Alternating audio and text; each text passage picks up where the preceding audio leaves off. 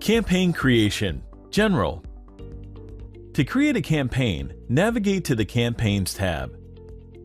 Click the New Campaign button. The new campaign form will open. Begin by giving your campaign a unique name. Select the country tag that will determine the existing landers and offers shown in the drop-down menus, used later on in the campaign setup.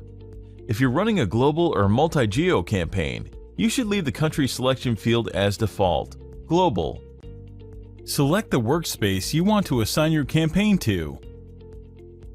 Additionally, you can type or select tags from the list to better organize your campaigns and easily search for them afterwards. Next, select from which traffic source you want to receive the stream of traffic to your campaign. Making changes to the traffic source or geo will be reflected in an appropriate prefix in the campaign name, enabling you to quickly identify different targets within a larger campaign. Pick the cost model based on the traffic you plan to purchase and the model supported by your traffic source.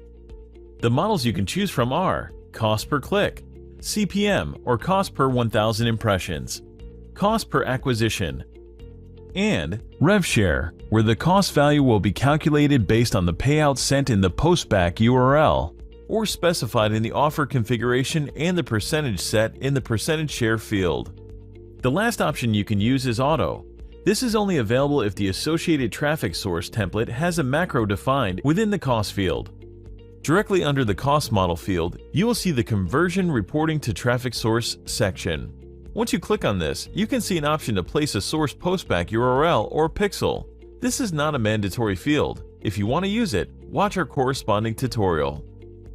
We added a new help bar to the upper part of the campaign creation window. If you need any additional information, you can select Walkthrough, Video, or Article.